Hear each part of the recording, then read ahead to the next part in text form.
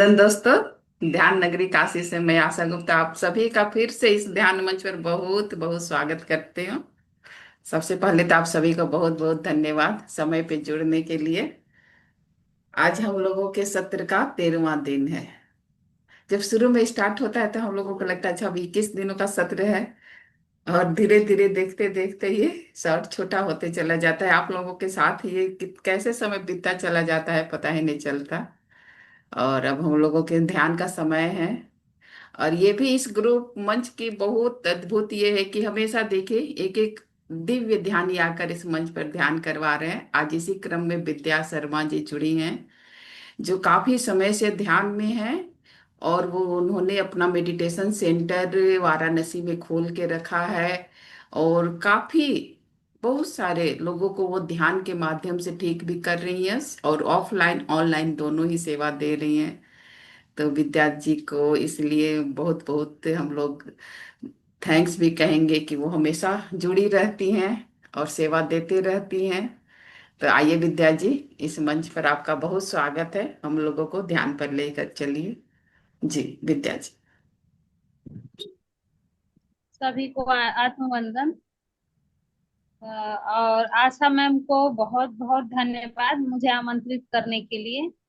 मैं तहे दिल से उनका आभार मानती हूँ और बहुत बहुत बहुत धन्यवाद देती हूँ। आपको धन्यवाद और आभार मैम।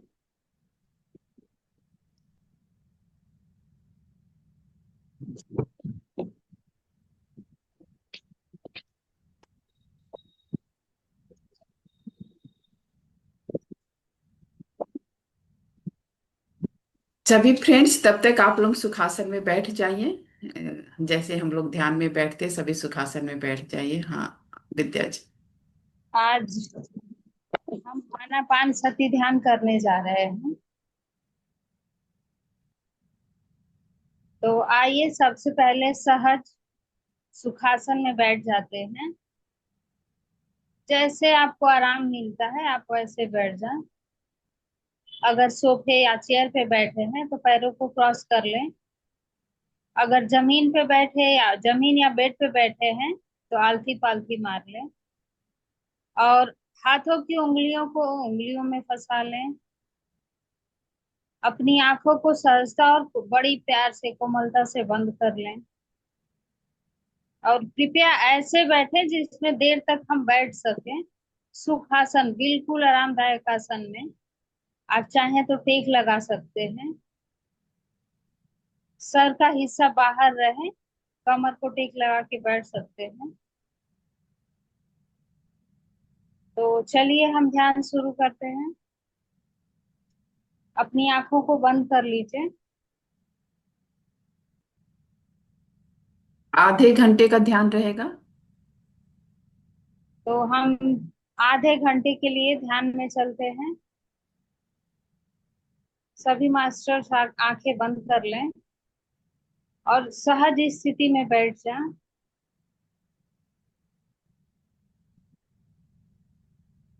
अपना ध्यान अपने नासिका पे ले जाएं।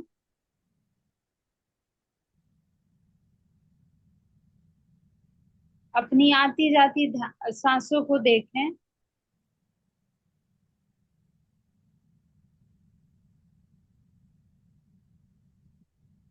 आती जाती कोमल सांसों को ध्यान से देखें। कोई भी सांस छूट ना जाए दोस्तों।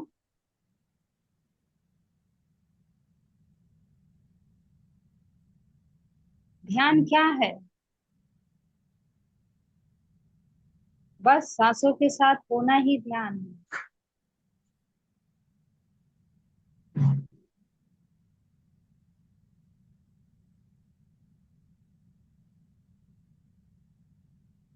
आनापानसती ध्यान अर्थात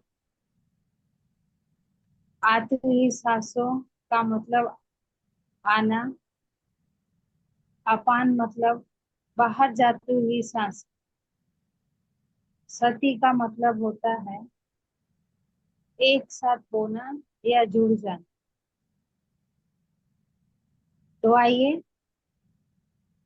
इस 30 मिनट के लिए हम अपने सांसों के साथ एक हो जाते हैं। जुड़ जाते हैं, थोड़ी देर बातें करते हैं।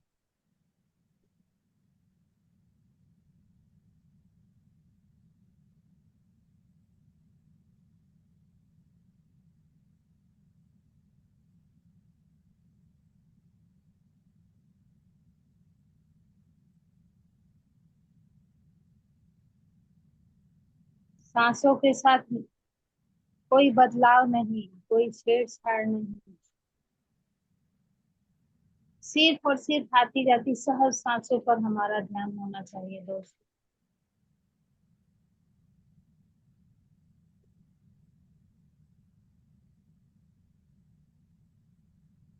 कोई सांस हमसे छूट ना जाए।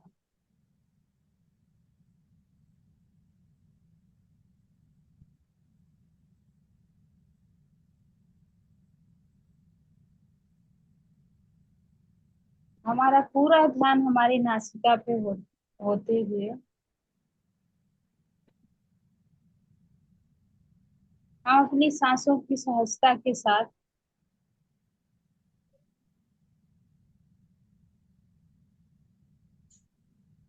अपनी ब्रह्म रंध्र को देखेंगे।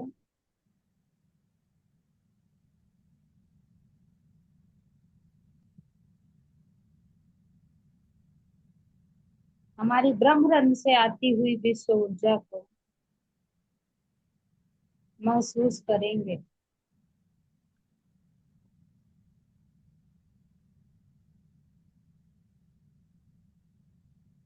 हमारे ब्रह्म रंध्र से आती हुई विश्व ऊर्जा हमारे शरीर को धीरे धीरे ऊर्जित कर रही है।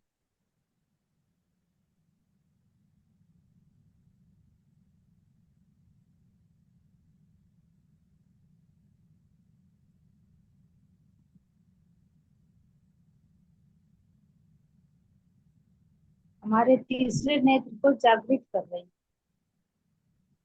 उसे चार्ज कर रही है।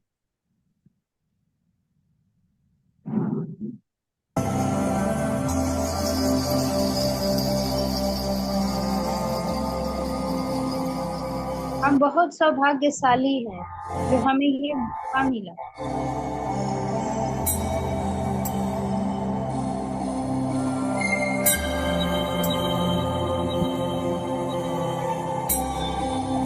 लोगों के साथ जुड़ने का,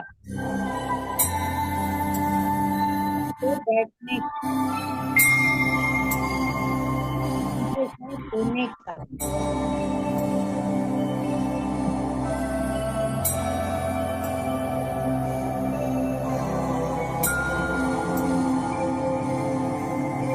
सांसों के साथ होना यानी अपने साथ होना।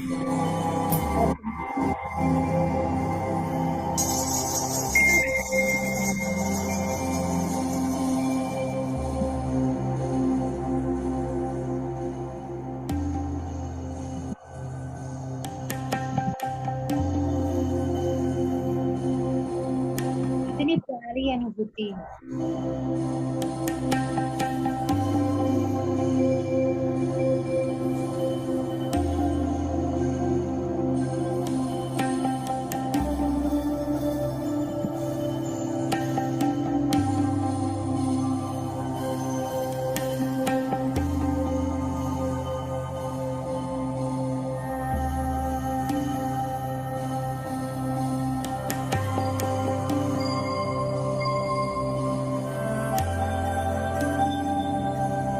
इस अनुभूति के साथ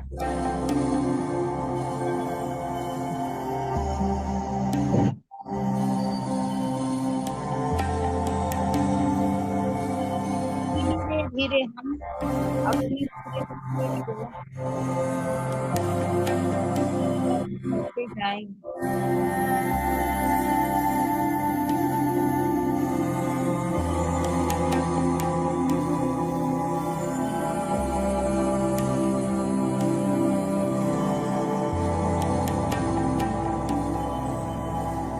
सांसों के साथ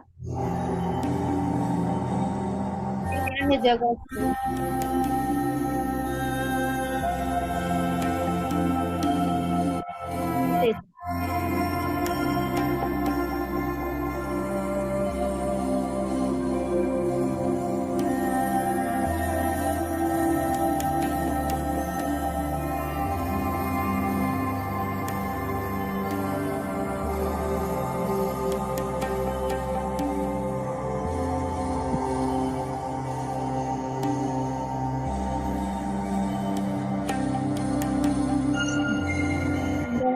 है ना दोस्तों।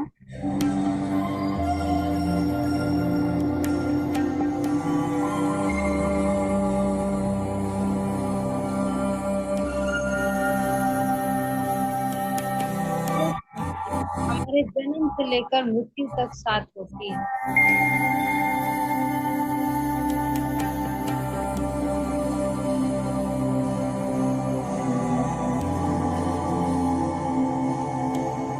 ये 30 मिनट हमें मिला है सांसों को रखने के लिए,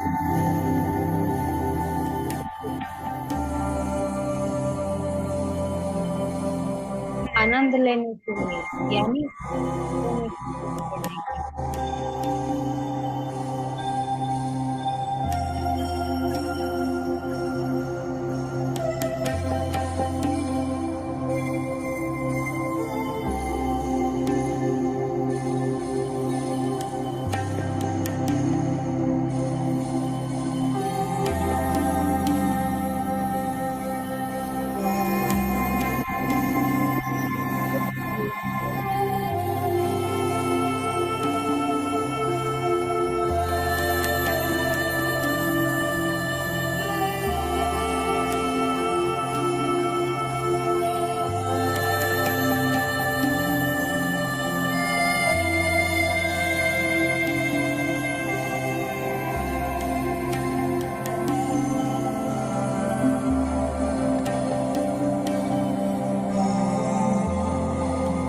ये अनुभव से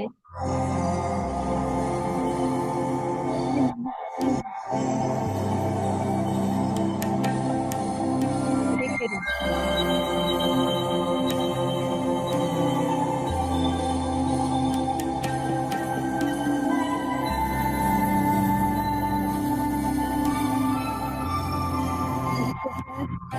बहुत बड़ा आनंद होता है।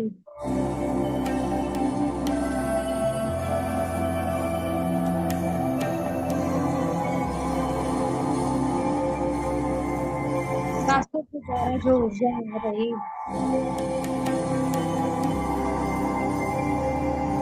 तो शरीर को स्वस्थ बना रही सुंदर बना रही।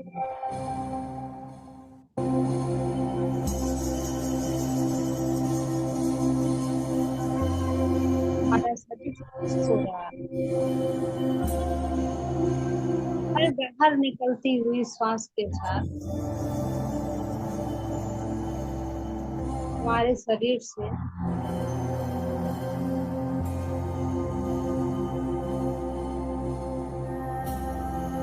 बैड ऊर्जा बाहर निकल गई।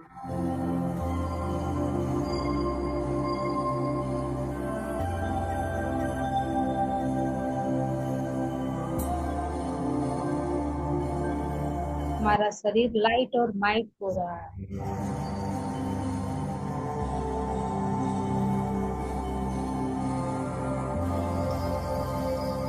आसमान हो रहा है।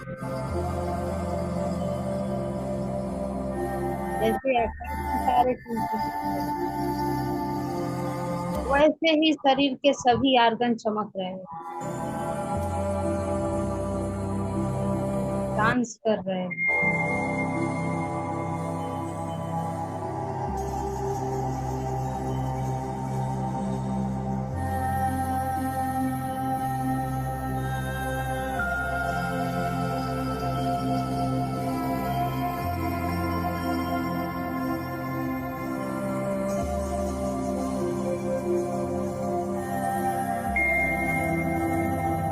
ये एनर्जी हमारे शरीर के साथ साथ हमारे आसपास के वातावरण को भी शुद्ध कर रही है, चार्ज कर रही है, एनर्जी।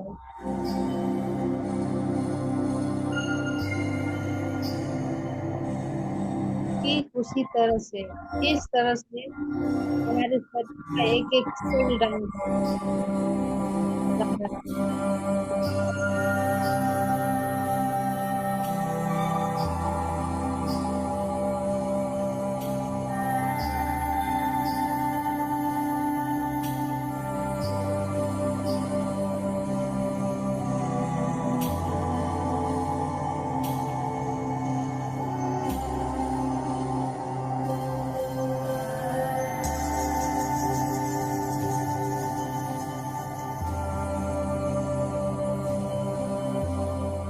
हमारे हृदय स्थान पे एक दिया जल चुका है। एक पूरे पटाखे से चुका है।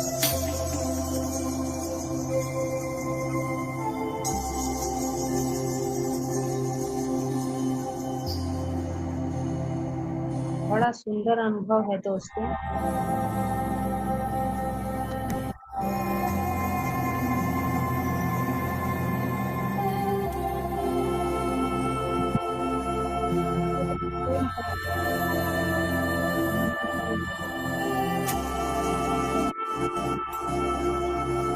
एक तो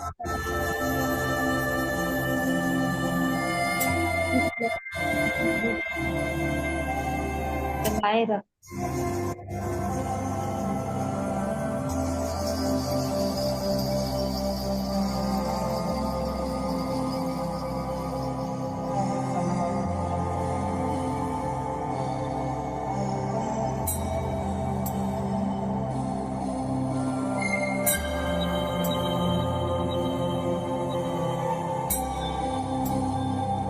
ये लव ज्ञान का लव है, ज्ञान का लव। वो हमारे आस पास के लोगों को भी ज्ञानी और ध्यानी बना रहा है।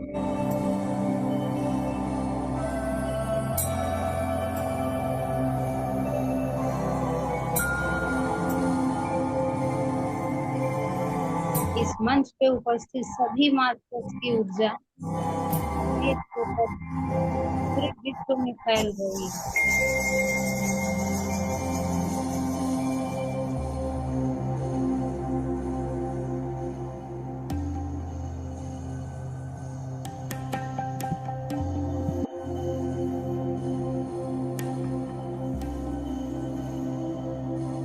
इतना आनंद हो रहा है। दृश्य, इतना सुंदर दृश्य।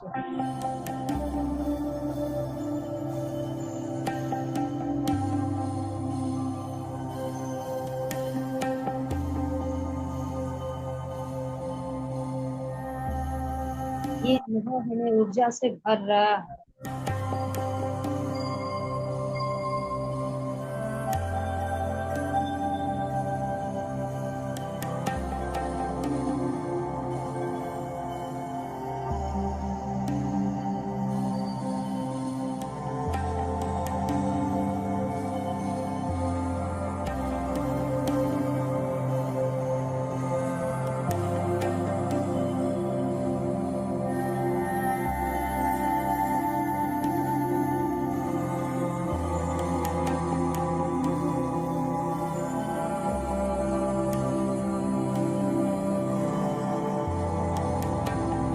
इतना प्यारा अनुभव है।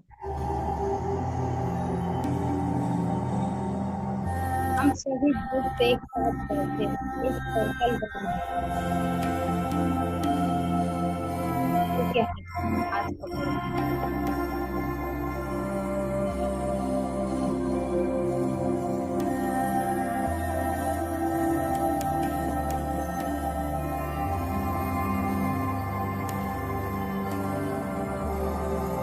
इस संकल्प से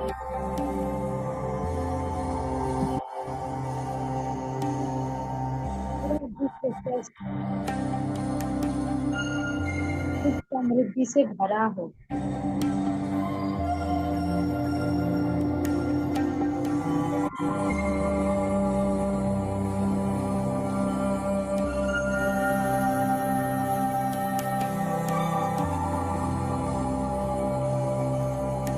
ज्ञान और ध्यान से भरा।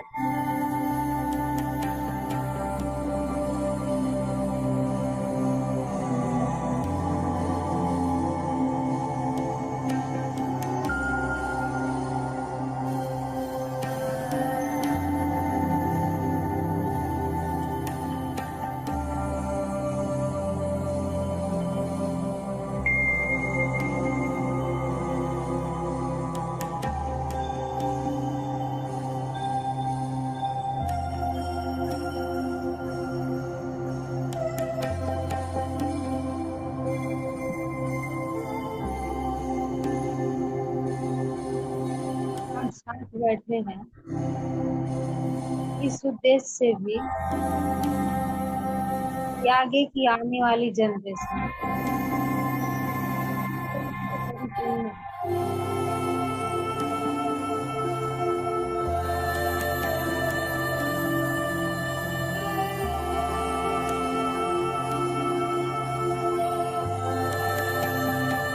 ज्ञान और ध्यान से संपन्न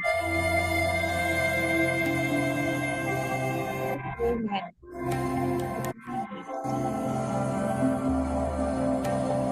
क्षमता है,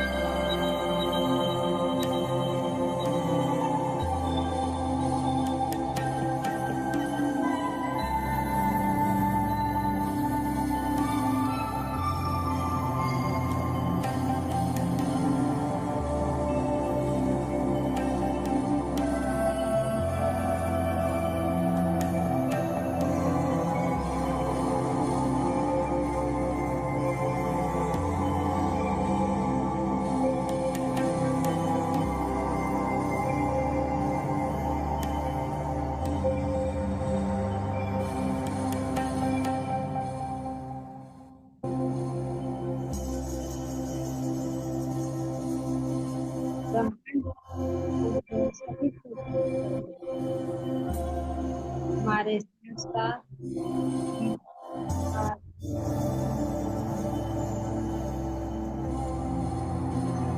आस पड़ोस इस ऊर्जा से सभी ऊर्जित हो रहे हैं, सभी स्वस्थ हो रहे हैं,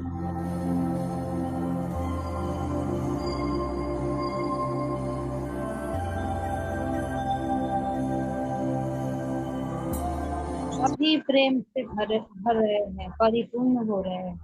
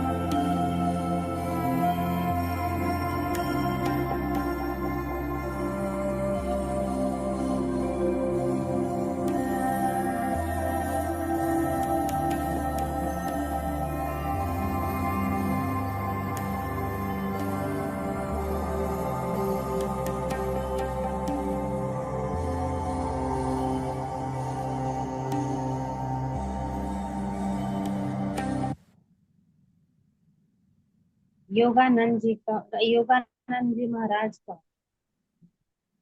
लहड़ी महाशय जी का बहुत बहुत धन्यवाद और आभार प्रकट करते हैं। हम धन्यवाद करते हैं इस ग्रुप की ऊर्जा का, इस ग्रुप में सभी उपस्थित सभी मास्टर्स का धन्यवाद और आभार। हमसे जुड़े हर उस व्यक्ति का धन्यवाद और आभार। हम अपने डिवाइस को भी बहुत बहुत धन्यवाद और आभार देते हैं।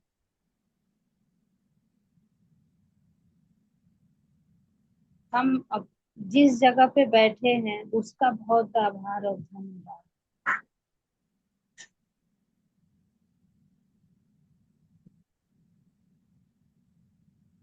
ग्रुप के सभी मास्टर्स का आभार और धन्यवाद। धन्यवाद। अपनी हाथों को आंखों पे ले जाएंगे दोस्तों।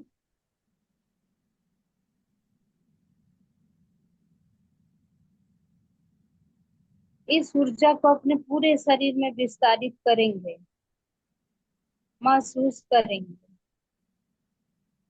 और धीरे धीरे हथेलियों के बीच में ही अपनी आंखों को खोल देंगे। एक सुंदर सी मुस्कुराहट के साथ हाथों को हटाते हुए सबका धन्यवाद और आभार प्रकट करेंगे। सभी मास्टर्स का बहुत बहुत धन्यवाद और आभार। अपने लिए जोरदार तालियां बजाते हुए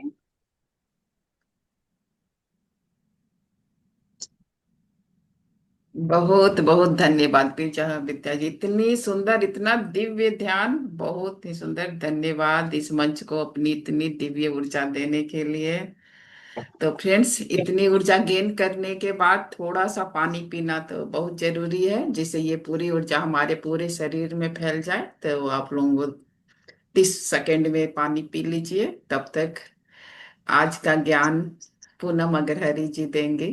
और हमारा आज विषय, जो ध्यान का सबसे प्रमुख विषयों में से एक विषय है, अहिंसा शाकाहार। तो आज का ज्ञान पूनम जी देंगी। जल्दी से आप लोग जिनको भी पानी पीना है पी के आ ले जाइए। पूनम जी, तब तक आप तैयार। आत्मबंधु सभी लोगों को, मैं ध्यान नगरी काशी से पूनम अग्रहरि। आइए आज हम सभी चलते हैं एक और नए ज्ञान की ओर। आज का हमारा विषय है अहिंसा और शाकाहार। सबसे पहले हम अहिंसा के बारे में ही जानेंगे। अहिंसा क्या है? अहिंसा एक महान आध्यात्मिक शक्ति है। अहिंसा मानव को मोक्ष और देवता की ओर ले जाती है।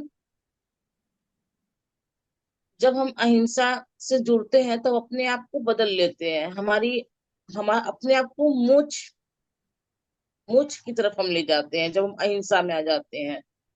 और बिल्कुल हम देवता जैसे हो जाते हैं। हम किसी को दुखी नहीं करते। अमानवीय यानी राक्षसी व्यवहार को खत्म करना या समाप्त करना, ये भी अहिंसा में ही अहिंसा है। क्रूरता करना जानवरों का सर्वश्रेष्ठ लक्षण है। इसलिए संत और आध्यात्मिक युग पुरुष अहिंसा की सलाह देते हैं। जो संत महात्मा होते हैं वो बोलते हैं कि जब आप जान मतलब क्रूरता करना, क्रोध करना, ये जानवरों की प्रवृत्ति है। ये हम मानव का स्वभाव नहीं है कि हम क्रूरता दिखाएं, हम दूसरों को मारे पीटे। तो ये हमें अहिंसा, जब हम अहिंसा में आ जाते हैं तो हम बिल्कुल संत और महात्मा हो जाते हैं, एकदम आध्यात्मिक गुरु जैसा व्यवहार करने लगते हैं। मानव में निर्दयता और क्रूरता, पाशविक और वृत्ति को जड़ से खत्म करने का गुरु मंत्र है ये अहिंसा। हम लोग जानेंगे इसी के बारे में। इसके बाद हम आते हैं, अहिंसा एक ब्रह्मांडीय प्रेम भी है। जब हम अपने अंदर अहिंसा को अपना लेते हैं तो हमारे अंदर प्रेम की भी उत्पत्ति होती है। अहिंसा के अभ्यास से मानव जीवन में दया, करुणा और एवं प्यार पनपता है। जब हम अहिंसा को अपनाते हैं तो हमारे अंदर अपने आप से प्यार आने लगता है, लोगों को देख के हम दया भाव अंदर हम फील करने लगते हैं। अहिंसा प्यार और सच का पर्यायवाची है। अहिंसा एक वैश्वी और शुद्ध एवं दैवी गुण भी है। जहाँ प्रेम है वहीं अहिंसा की उत्पत्ति होती है। जहाँ हम देखते हैं कि प्रेम है वहां पे अहिंसा है।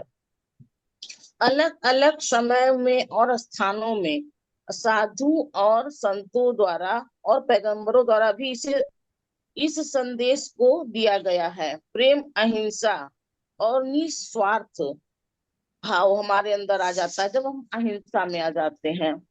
अहिंसा संतों की जिंदगी का और कार्यकलापों को भी पाया जाने वाला सर्वश्रेष्ठ गुण है।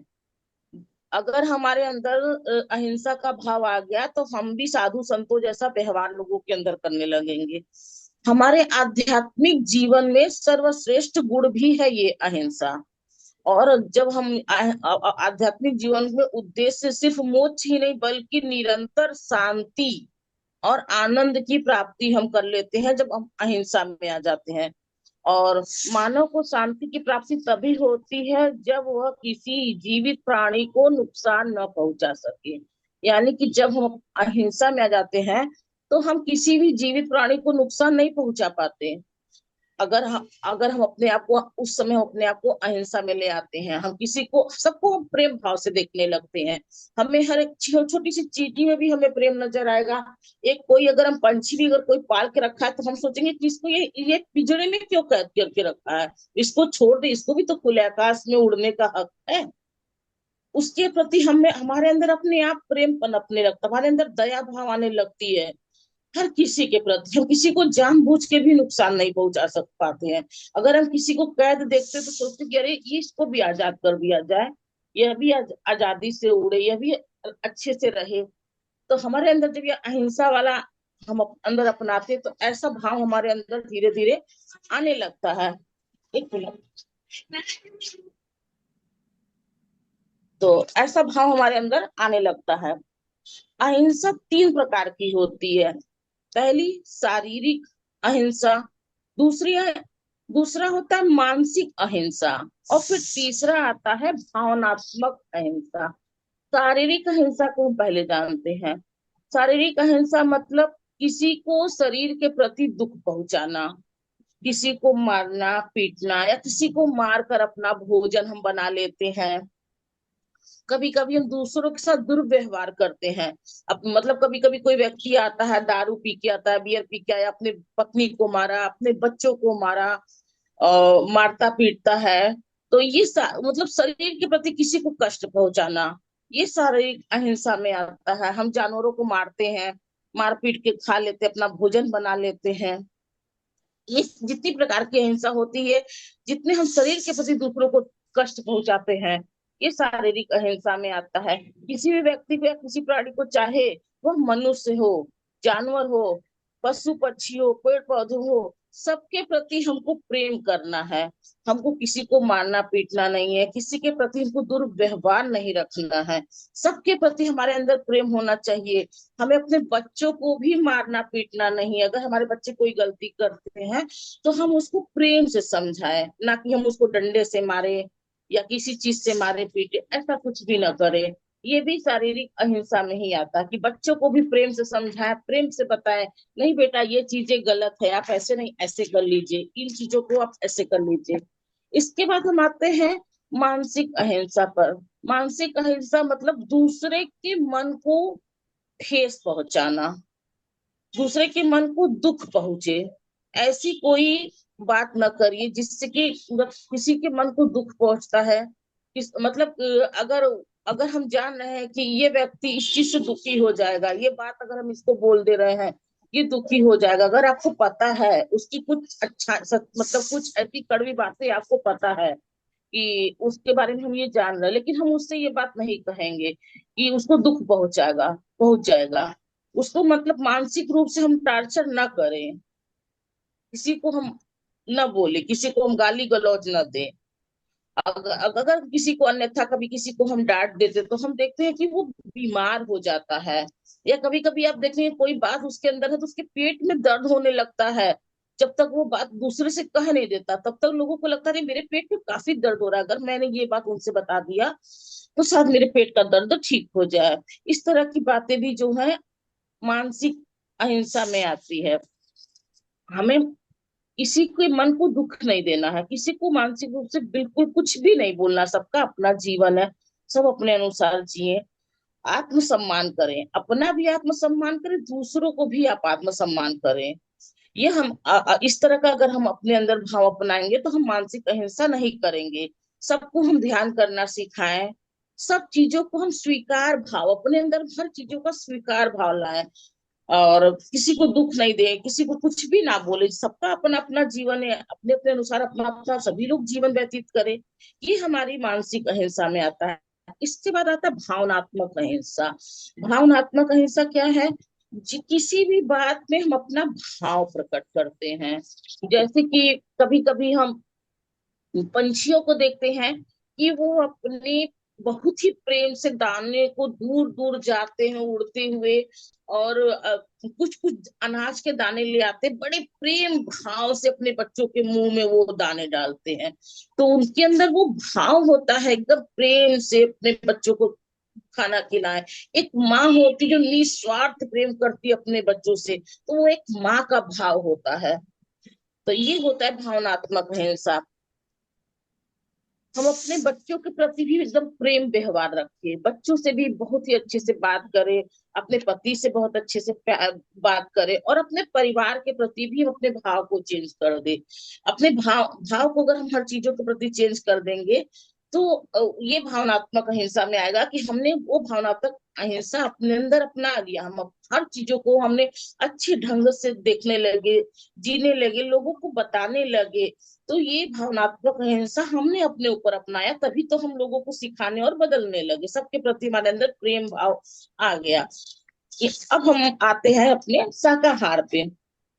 ये था अहिंसा का चैप्टर, हमने आपको बताया हर चीज, तीनों चीजों के बारे में।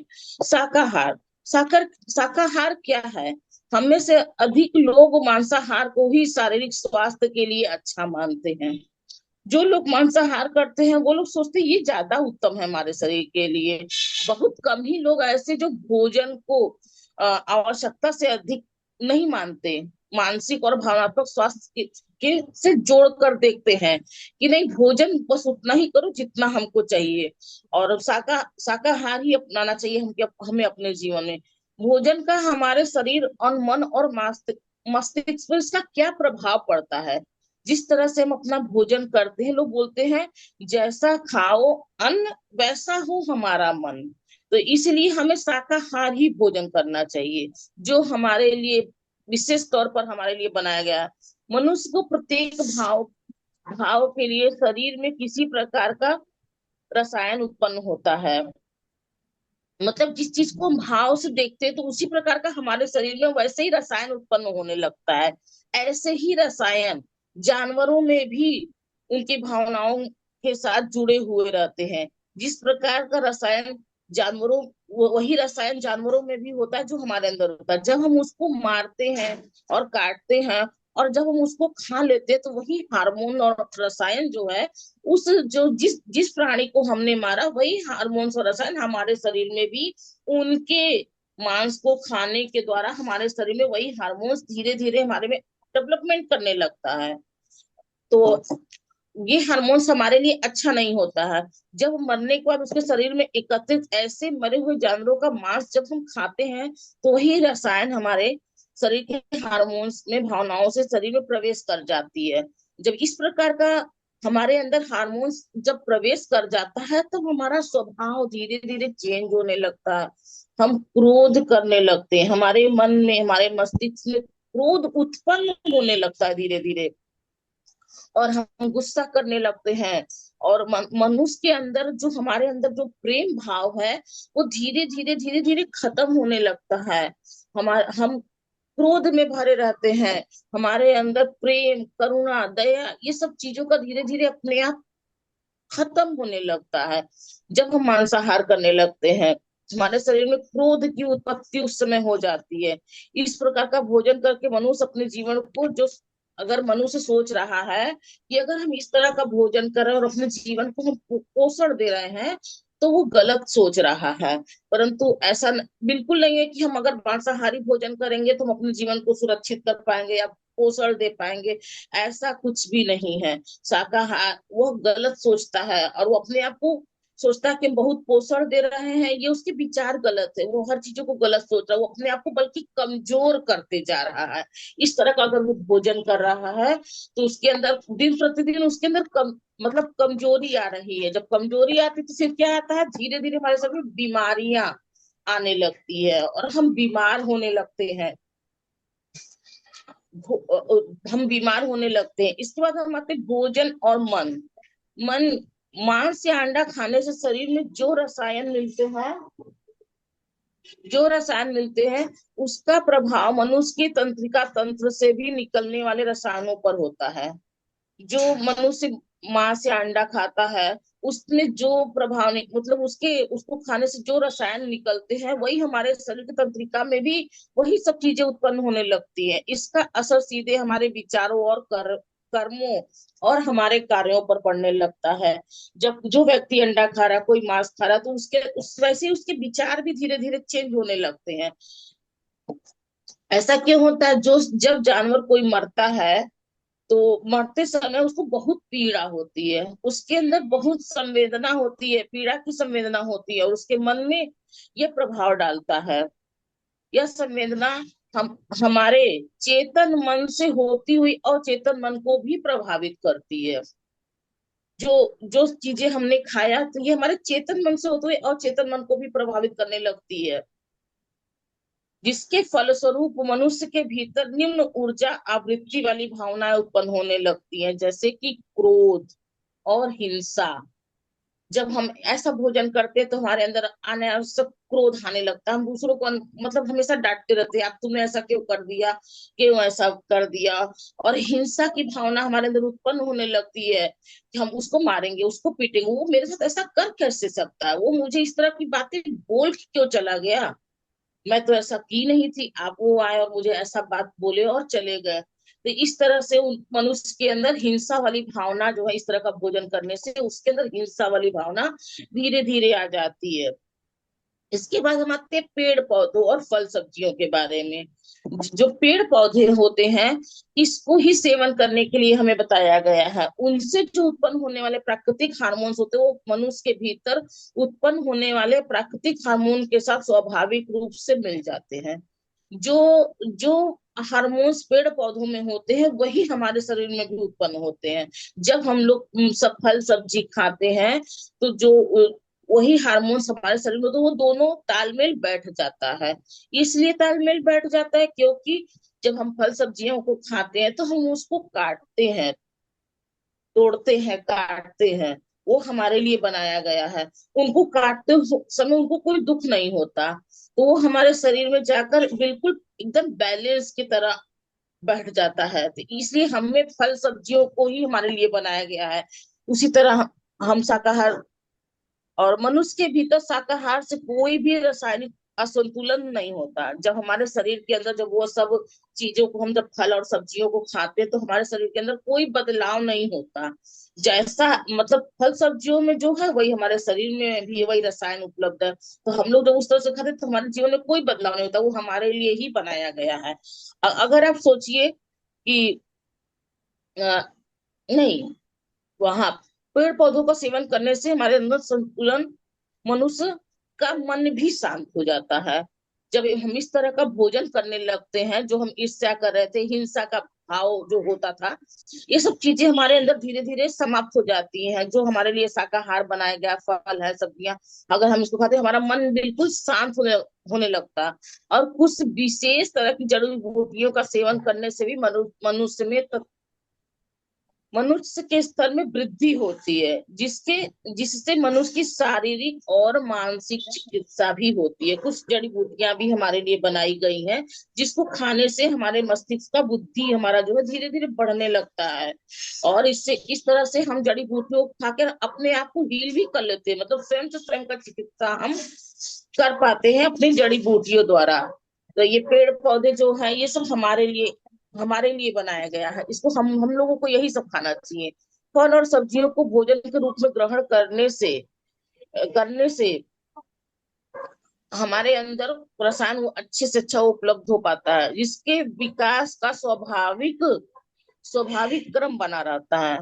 पौधों में 90% पानी होता है और 90% पानी हमारे बॉडी में भी होता है। तो इसलिए हमको विशेष रूप से इसीलिए फल और सब्जियों को हमारे लिए बनाया गया है।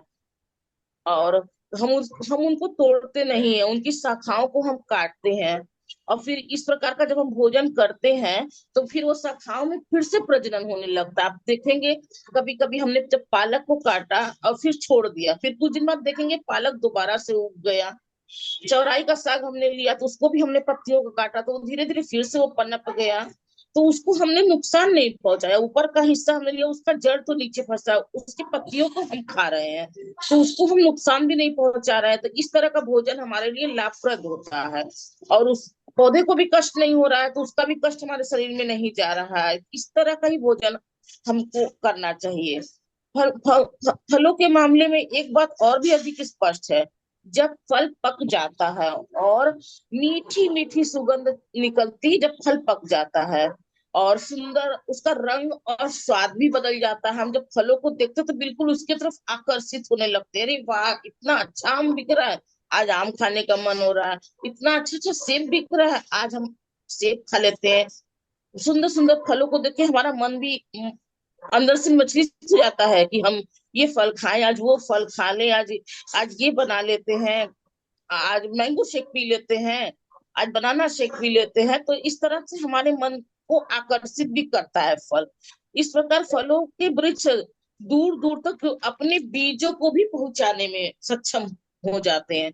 जो हमने फल के बीज है, जो हमने खाया, आपने खाया, वहां इसने खाया, दूर दूर तक उसके बीज जाते हैं। तो वो दूर दूर तक उन पेड़ों को भी, एक नया पेड़ को भी वो बीज जो है तैयार कर देते हैं। तो अगर अगर हम फलों को न तोड़ते तो क्या होता, फल अपने ही छाया में गिरते, फल उसी पेड़ के नीचे गिरते, और जब वो गिरते तो पेड़ की छाया में गिर कर वो नुकसान हो जाते हैं, वो बिल्कुल भी खराब हो जाते, फिर एक भी नया पौधा उनका तैयार नहीं होता। और हम जब खाएंगे तो उसको अलग अलग जगह पे लेंगे, अलग अलग उसका बीजों का प्रकीर्णन होगा, तो एक नया फल का भी पेड़ वहां पे पनप जाएगा। तो इस तरह से हम फलों को खाते भी हैं और एक नए पौधे का आविष्कार भी करते हैं। तो हमारे लिए फल ही सब्जियां बनाया गया हमें अपने खाने के लिए। इस जब हम फल और सब्जियों को खाते हैं, इससे किसी को दुख नहीं पहुंचता, क्योंकि वो हमारे लिए बने हैं। हम किसी को दुख नहीं पहुंचाते उन चीजों को खाते हुए।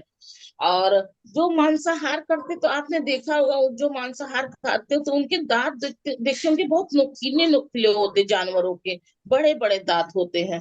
तो उनको मांसाहार करने के लिए बनाया गया। और हमारे दांत देखिए बिल्कुल छोटे छोटे और सीधे होते हैं। इसलिए हमें शाकाहार भोजन करना चाहिए। और हमें इसीलिए हमें शाकाहार भोजन बनाया गया हमारे लिए, हम लोग वही खाएं और मांसाहार बिल्कुल भी ग्रहण ना करें।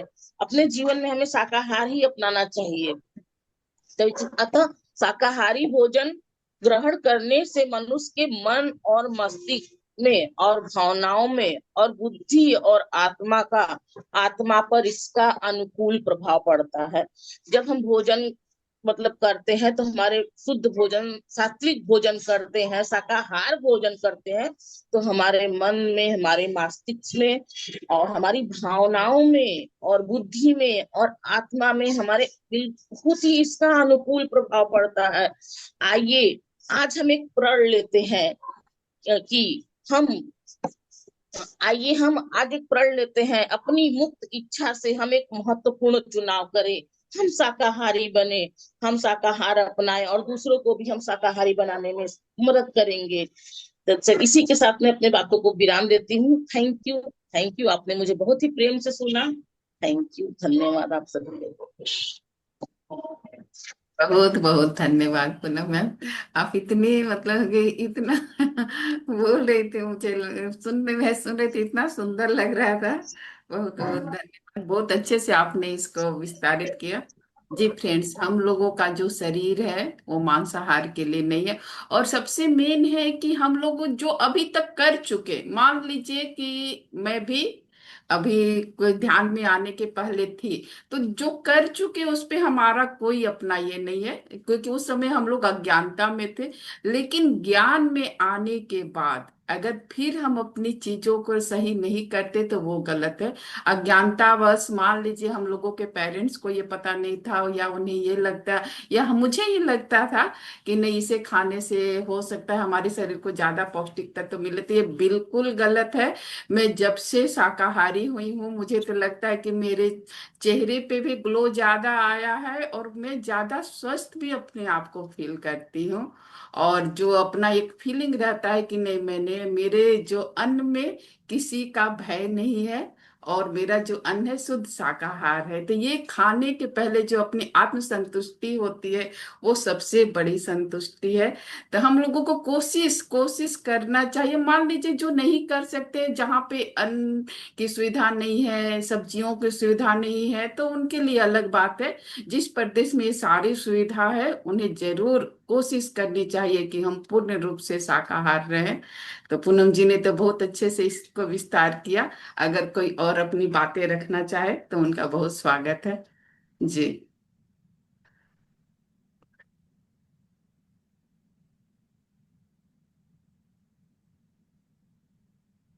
कोई भी अपनी बातें रख सकता है फ्रेंड्स, आप लोग पार्टिसिपेंट, हाँ पुण्य रश्मि कुछ के पार्टिसिपेंट को भी अगर इस बारे में जानकारी है तो जरूर, ये मंच सभी के लिए है, और सभी इसमें अपनी सेवा दे सकते हैं। जी रश्मि।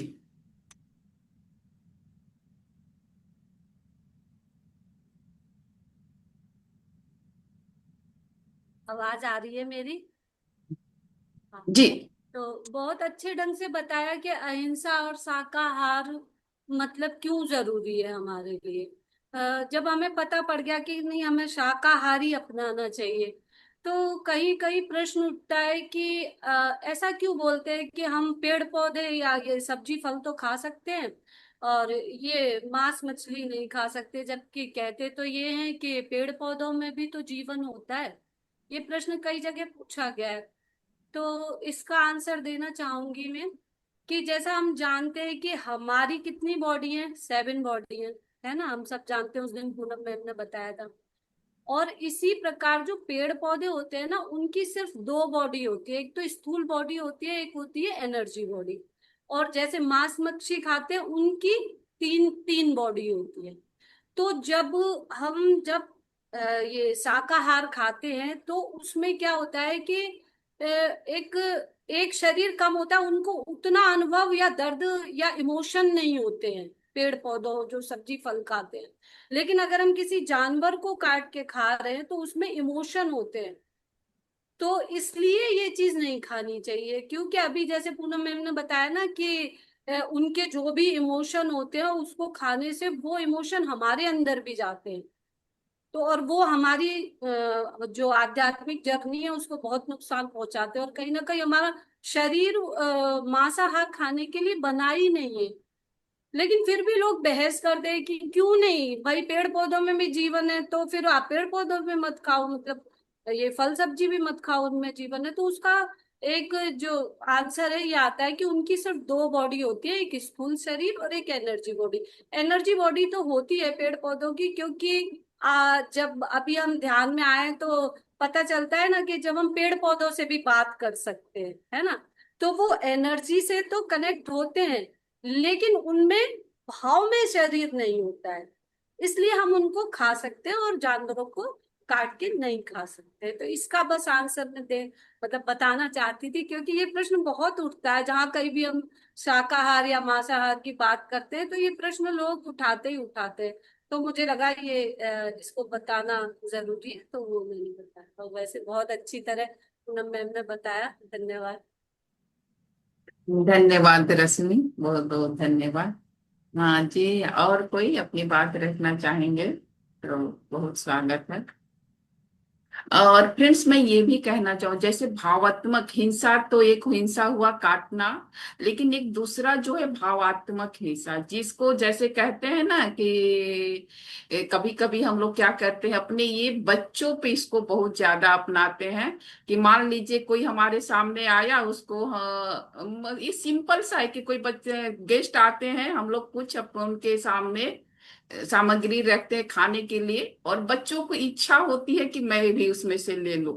उस समय हम लोग किसी के सामने तो बच्चों को मार नहीं सकते, लेकिन उस समय हमारी जो दृष्टि होती है ऐसी होती है कि जैसे बच्चे समझ जाते हैं कि मेरे पेरेंट्स मुझे डांट रहे हैं। वो भी एक भावात्मक हिस्सा, वो भी बहुत गलत है। और ये बच्चों पे बहुत गलत प्रभाव पड़ता है। तो ये सब चीजें भी हम लोगों को अपने जीवन में अपनाना है। जैसे जैसे हम ध्यान में आ रहे हैं, हमें अपनी सारी चीजों को सुधारने की जरूरत है। ऐसा ना हो कि हम अहिंसा मतलब केवल काटना ही हिंसा नहीं हुआ, बहुत सारी चीजों को हम धीरे धीरे अपने परिवर्तन करेंगे, तब पूर्ण रूप से हम ध्यान में, और तो हमारे जीवन में जो चेंज आएगा वो अद्भुत चेंज होगा।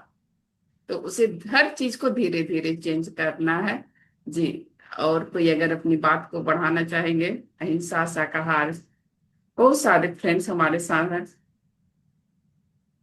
पूनम जी या राधा जी, कोई भी कुछ कहना चाहे तो जरूर स्वागत है। या किसी का कोई क्वेश्चन इससे रिलेटेड हो तो वो भी कर सकते हैं। चलिए बहुत बहुत धन्यवाद।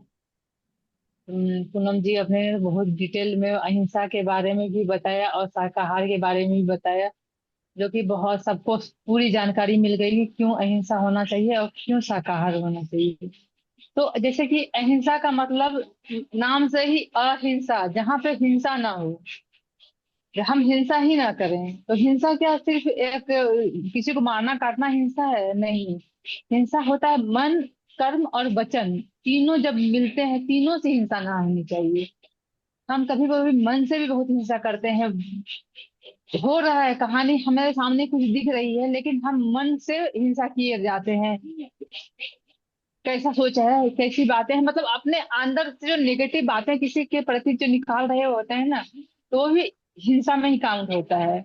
और कर्म, कभी कभी हमारे कर्मों में आता है हिंसा, जो हम हाथों के द्वारा करते हैं, अपने फिजिकल बॉडी के साथ जो हिंसा करते हैं वो हिंसा होती है। किसी को नुकसान पहुंचा देना, मारना पीटना, किसी को भी किसी तरह से ना। और वचन, वचन से भी हम लोग बहुत हिंसा, कटु वचन जो बोलते हैं ना, वो भी एक हिंसा में ही आता है।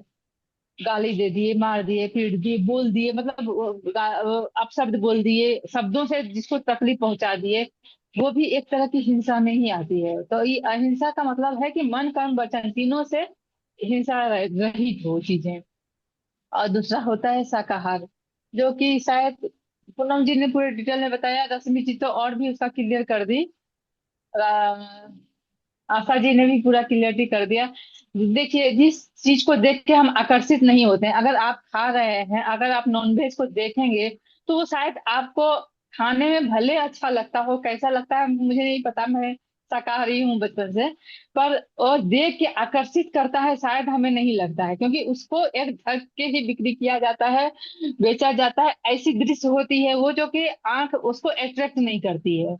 और किसी फल को देखेंगे, सब्जी को देखेंगे, तो हम अपने आप अट्रैक्ट हो जाते हैं, कितनी ताजी फल है, कितनी ताजी सब्जियां हैं, तो हम उसके प्रति आकर्षित होते हैं। अब कभी कभी ऐसा कुछ सब साग सब्जी फल होता है जिसको हम लोग का मन होता है कि चलो कच्चा ही खा लें, पर नॉनवेज के साथ ऐसा कभी नहीं कर सकते।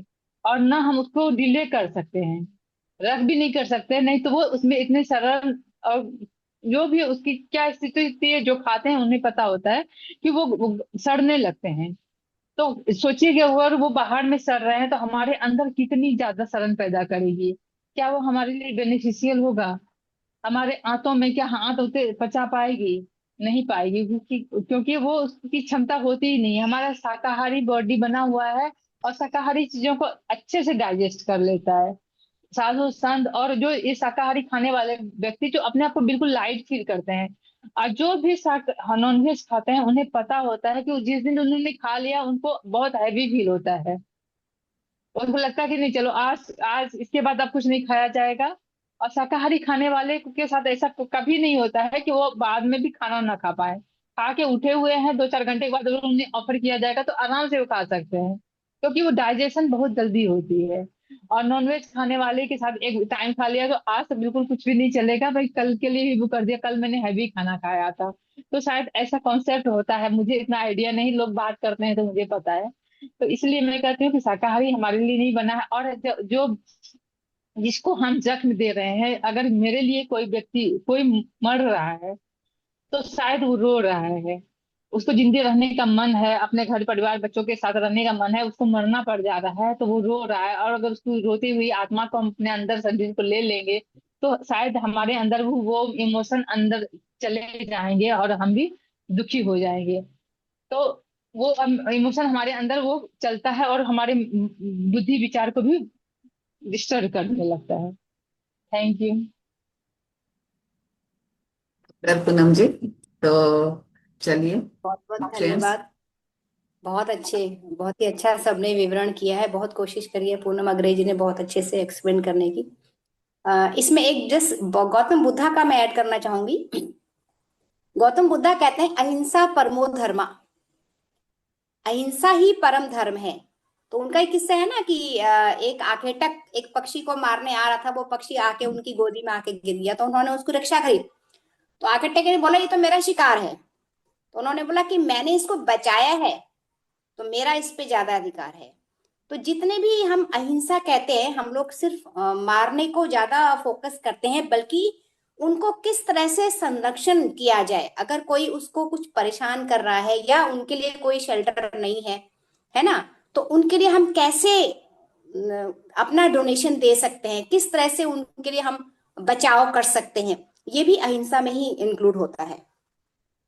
और शाकाहार का तो ऑलरेडी सबने बता दिया है। शाक वो तो मीनिंग से ही क्लियर होता है। शाक आहार, जिसका आहार शाक है, प्लांट से रिलेटेड जितने भी हमारे खाने की चीजें यूनिवर्स ने बनाई है, क्योंकि साइकिल उसने बहुत प्रॉपर बनाया है कि कौन किसको खाएगा। तो हमारे लिए तो उल्टा चलना है ही नहीं ना, उल्टा मांसाहार मतलब हम उल्टी तरफ जा रहे हैं, हम जानवरों की तरफ जा रहे हैं। वो तो पहले इसलिए शुरू हुआ था। इसकी शुरुआत हुई कैसे? जब आदि मानव आया था, उसके पास खेती बाड़ी करने का कोई जुगाड़ नहीं था, उसको पता ही नहीं था खेती बाड़ी कैसे करते हैं। तो वो जंगल में जितने भी जानवर होते हैं उनको खा के अपना गुजारा करता था, है ना। तो वहां से ये शुरुआत हुई है, उसको उन्होंने एक अपना पैटर्न बना लिया। अब तो लोगों के पास खेती बाड़ी है, खूब अच्छे खासे अनाज होता है, सब कुछ होता है, ज्ञान बढ़ गया है, लेकिन वो पैटर्न को जो पीछे से चलता आ रहा है उसको कई लोग छोड़ नहीं पा रहे हैं। तो धीरे धीरे जैसे ज्ञान आता जाएगा वैसे वैसे वो सब उनको भूलते जाएंगे, छोड़ते जाएंगे। और जितने नॉन वेजिटेरियन होते हैं उनका ज्ञान भी इतना ज्यादा नहीं होता, उन्हें एक्सट्रीम गुस्सा आता है, हाइपर होता है ना। तो वो जैसे ही वो नॉन वेज छोड़ते हैं ना, उनके घर में एकदम से चेंजेस आती है एनर्जी की। तो ये फैक्ट है, ये बहुत से लोगों का एक्सपीरियंसेस हमने सुने भी हैं, लाइव भी सुने हैं। तो इसलिए नॉन वेज तो कभी खाना ही नहीं चाहिए। जैसे मैम पांडे मैम ने बताया, अग्री मैम ने बताया, सभी ने बताया कि उनके अंदर जो इमोशंस हैं, जो कुछ भी उनके अंदर उस टाइम पे जो भाव उमड़ रहे होते हैं, वो सब जाते हैं। अब कई लोग ये कहते हैं कि हमने मारा थोड़ी है, हम तो सिर्फ उसका मांस खा रहे हैं। तो मैं ये क्वेश्चन कर बैठी किसी से कि जब हमारा कभी प्लेन क्रैश होता है, जैसे राजीव गांधी का ही हुआ, उनकी बॉडी के तो चिथड़े उड़ गए, तो किस तरह से संस्कार किया? वो एक निशानी कि अरे उसका अंगूठा ऐसा था, या उसका बॉडी का कोई भी पार्ट लेके उसको आपने पूरा बॉडी मान के संस्कार कर लिया। तो ऐसे ही जब आप किसी मांस को छोटा टुकड़ा भी अगर खाते हैं तो उसकी आत्मा भी उसके भाव तुम्हारे अंदर जा रहे हैं। तो ये नहीं भूलना चाहिए, यही कहना चाहूंगी। धन्यवाद। बहुत बहुत धन्यवाद राधा दी, और क्लियर करने के लिए। मेरे ख्याल से मुझे लगता है कि ये टॉपिक पूरी तरह से सभी को बहुत अच्छे से समझ में आ नहीं गया होगा। तो फ्रेंड्स, हम लोगों को पूरी कोशिश करनी है जहां तक हो सके कि हम शाकाहार रहें और दूसरों को भी शाकाहार होने के लिए कहें। तो चलिए, आज का समय भी हो चुका है, हम लोग फिर से कल मिलेंगे। कल के लिए मैं एक रिक्वेस्ट आप सभी से करूंगी कि कल का हमारा जो ध्यान का टॉपिक है वो पिरामिड है। तो अगर पिरामिड की ऊर्जा, तो किसी जिनके पास भी पिरामिड है वो कल कैप पहन के उसको ध्यान में करेंगे, उसको फील करेंगे, और उसके बाद हम लोग उसके बारे में पूरी जानकारी लेंगे। तो अगर किसी के पास कागज का हो किसी भी कैप हो, किसी भी तरह का हो, तो उसको यूज जरूर करेंगे। ऐसे बाकी कल हम लोग ज्ञान के माध्यम से इसका पूरा जानकारी लेंगे। तो चलिए कल मिलते हैं हम लोग 4 से 5 एक नए ज्ञान और ध्यान के साथ। धन्यवाद, धन्यवाद, थैंक यू इतने समय तक बनने के लिए।